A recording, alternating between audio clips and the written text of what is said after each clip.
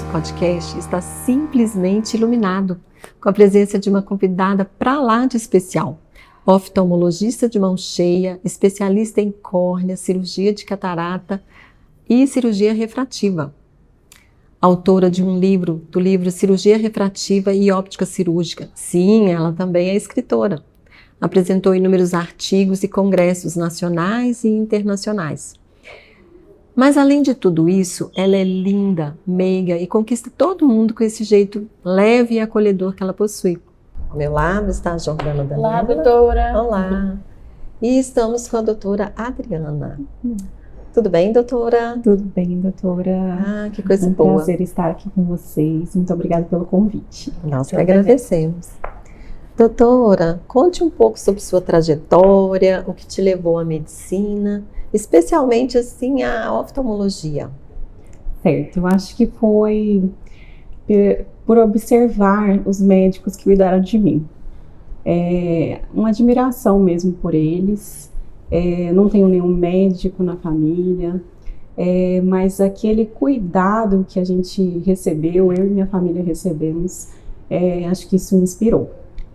Na oftalmologia foi mesmo na faculdade. Durante a faculdade, quando eu passei por essa matéria, eu percebi o quanto eu gostei dela, assim, disparadamente. Foi quase um amor à primeira vista mesmo, que eu diria. Eu achei fascinante a especialidade, encantador como essa restauração da visão das pessoas ocorre. Bacana, doutora. Então, o que te inspirou a oftalmologia foi, assim, basicamente os cuidados que você teve em algum momento da sua vida. Sim, e aí isso te inspirou. Isso foi. É muito, muito, muito bacana. E o interesse pela subespecialidade de córnea, como que ele surgiu? Bom, eu tive pessoas inspiradoras que eu tive o prazer enorme de acompanhar. Uma delas foi a doutora Larissa Estival, que eu pude acompanhar durante a faculdade de medicina, no meu internato, quando eu fiz o estágio opcional em oftalmologia, e assim ela me cativou com o seu jeito tão dedicado na especialidade, e o quanto ela se destaca e se destacou na época também na oftalmologia. Isso para mim foi inspirador. Não só ela na córnea em si, como depois aqui na residência, essa especialidade foi assim cativante, tão completa, tão incrível assim na capacidade de reabilitação da visão das pessoas. Ai, que incrível, doutora. Muito bom. E quais foram os seus maiores desafios, né, nessa área até agora?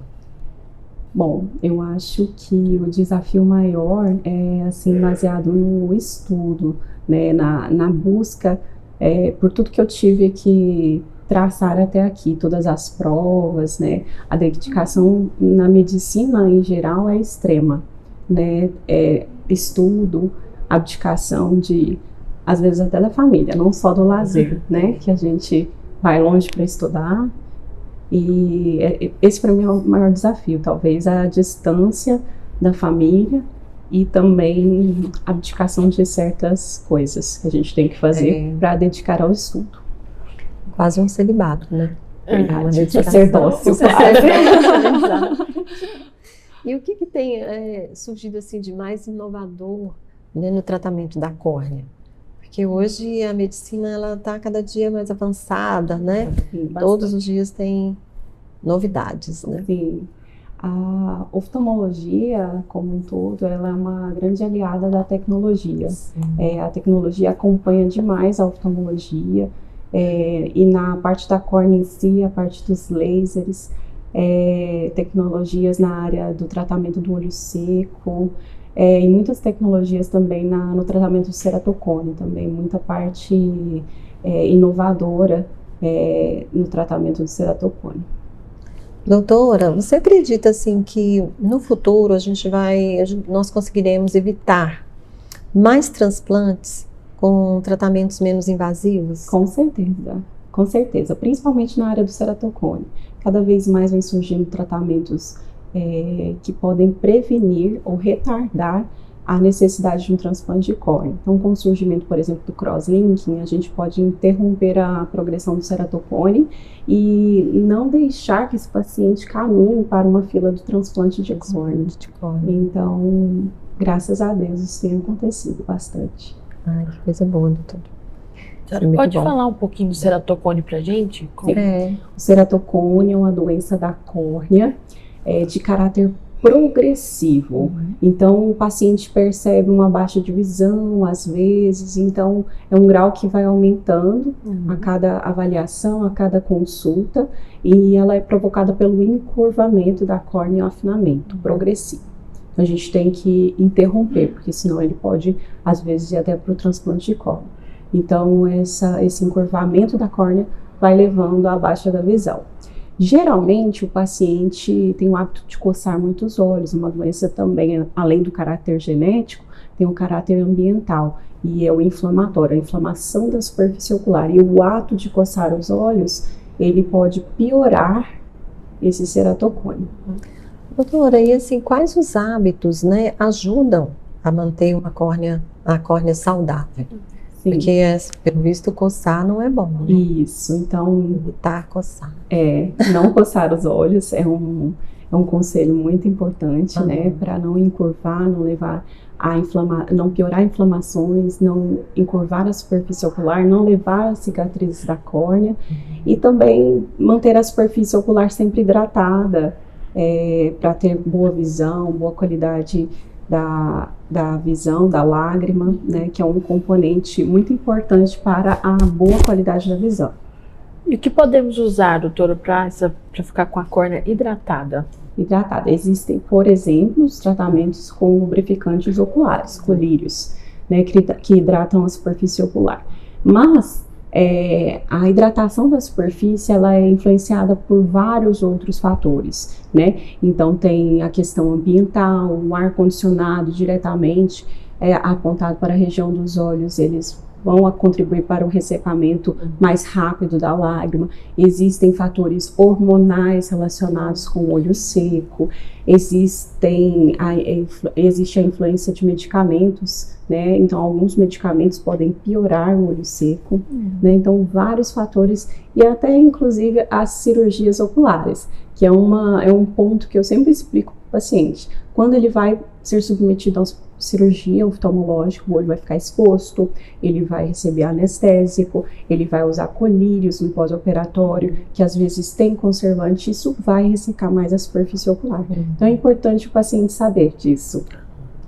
Doutora, e quais as dicas assim que a senhora pode dar para o paciente procurar, né, o tratamento oftalmológico quando ele está com algum problema, né, que podem ser evitados, né, algum problema sério na córnea e que busque uma assistência oftalmológica? Então, sempre que o paciente sentir dor, né, é um sinal de alerta, por exemplo, uma baixa de visão, uma piora na visão, né, é importante esse alerta para o paciente buscar o tratamento oftalmológico, porque existem doenças da córnea em especial, que nós estamos falando aqui, que elas, tratadas inicialmente, podem reverter totalmente, às vezes. Então, se tiver um atraso na busca do atendimento, pode deixar sequelas, cicatrizes. E o uso de telas excessivos, né? Assim, hoje está muito comum, né? Pode afetar a superfície, a córnea? Sim, com certeza. Então, quando nós estamos diante de telas, esse ato de concentrar diante das telas diminui o reflexo do piscar. Isso piora o olho seco. Então, diante das telas, lembrar de piscar, lembrar da hidratação, seja com colírios lubrificantes oculares, e até a hidratação mesmo, né? Beber bastante água, líquidos. Nossa, incrível, doutora. Muito bom. Dicas boas, valiosas, né? Valiosas. Preciosas. Para quem está ouvindo e não é da área da medicina, o que exatamente é a córnea e qual a sua importância na visão? A córnea é esse tecido transparente na parte anterior do olho e ela é responsável, assim, pela maior parte da capacidade refrativa do olho. Então, assim, a córnea transparente, regular, é muito importante para a gente enxergar bem, né? Então, sem cicatrizes, é a rainha dos olhos.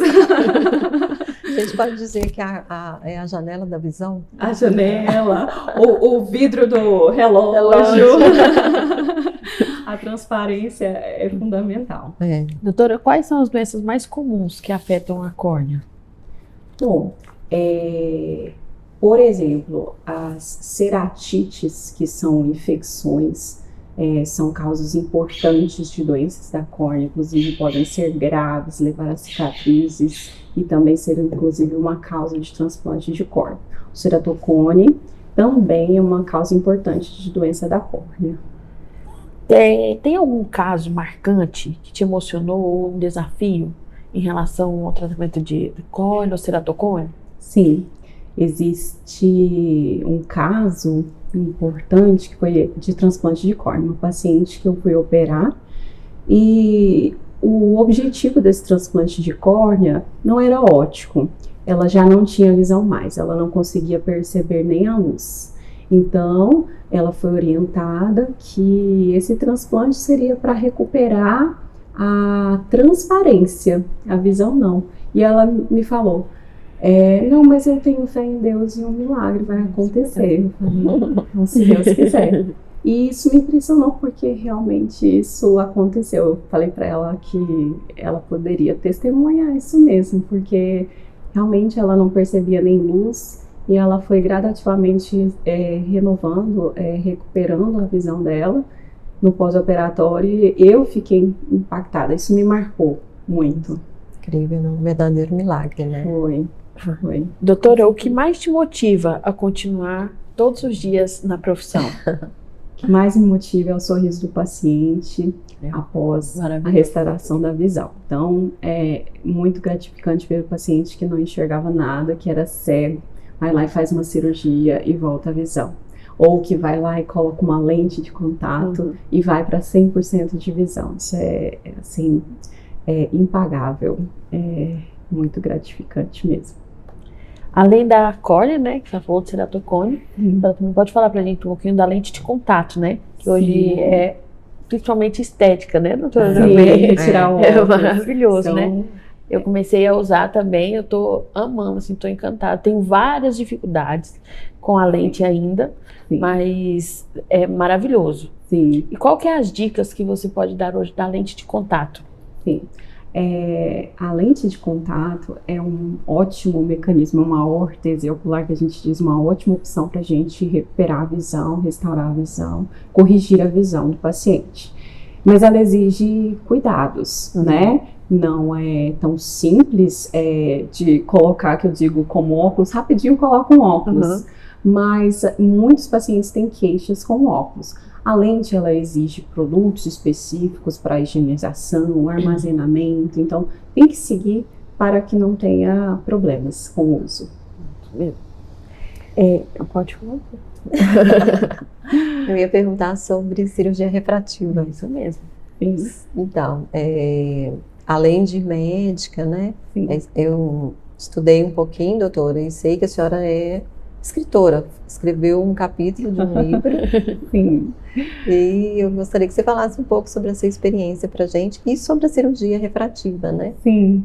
Então, eu sempre gostei também dessa área acadêmica, na medicina e na oftalmologia, escrever artigos, fazer parte de trabalhos científicos, nesse caminho de busca da melhora, da melhora tanto na descoberta de novos tratamentos, né, que tudo reflete ao paciente, benefícios ao paciente, né? E certo dia eu fui surpreendida com um convite para ser autora de um capítulo de livro em cirurgia refrativa e óptica cirúrgica.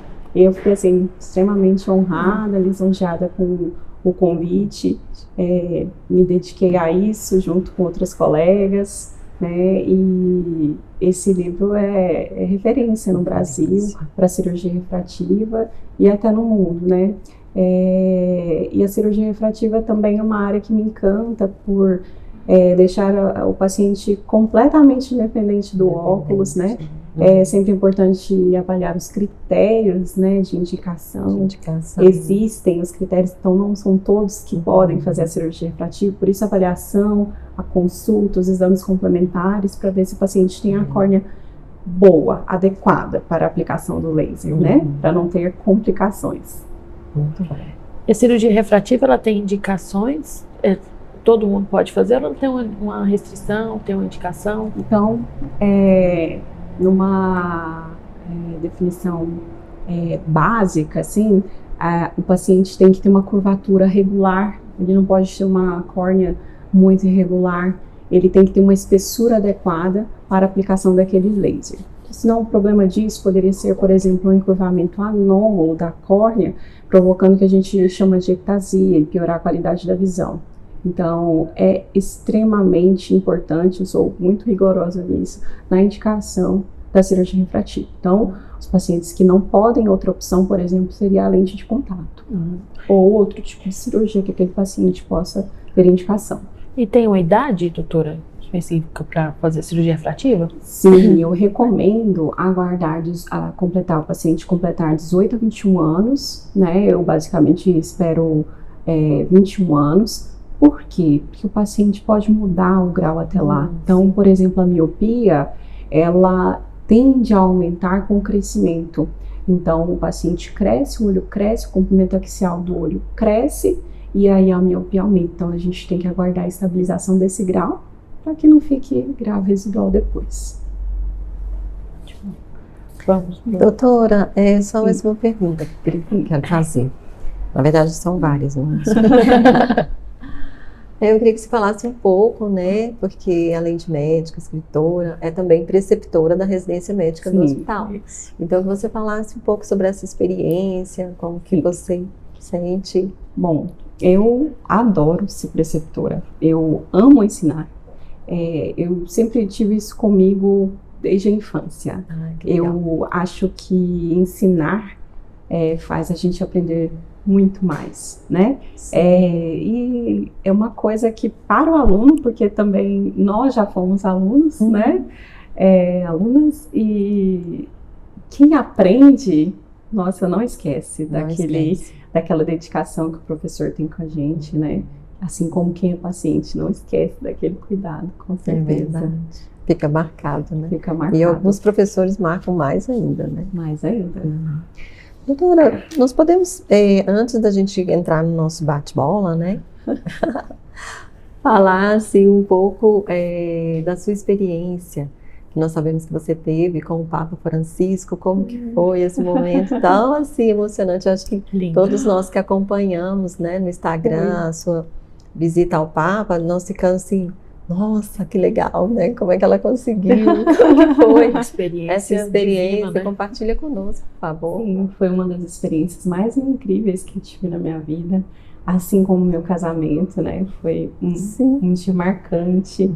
E para complementar, na nossa lua de mel, nós programamos para fazer essa visita ao Vaticano e nós conseguimos receber essa bênção do Papa, essa bênção específica aos recém-casados, esposos novelhos. Que legal. Então, nós enviamos um e-mail ao Vaticano solicitando essa audiência ao Papa e ela foi concedida e, assim, foi incrível. Nesse dia, uma bênção. Acho que emociona qualquer pessoa, sem dúvidas. Realmente. Foi bem marcante, né? Foi bem. Doutora, pronta para o nosso bate-bola? Está, né? Ela está falando super bem, né, doutora?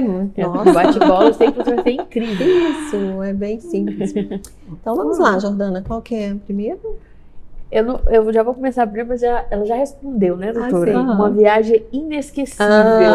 Com certeza. Essa foi a lua de mel. E essa visita ao Papa foi.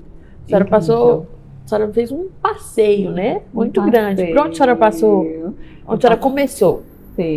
Eu passei pela França, passei pela Suíça, depois nós fomos à Itália. Um mais encantador que o outro. Uma lua de mel linda, né, doutora? Com chave de ouro. Um livro que marcou sua vida. Ai, eu vou falar do mais importante da minha vida, que na verdade é a composição de mais de um livro. Eu vou falar da Bíblia, o mais importante. Maravilhoso. Ele que nos guia, com certeza. Maravilha. Beleza é? Ai! É uma dedicação. É uma dedicação que faz parte do autocuidado para mim. Ela faz parte do nosso bem-estar. Não só estética, ela faz parte para estarmos bem todos os dias. Né, doutora? Isso. Uma mulher que te inspira. Ai, minha mãe.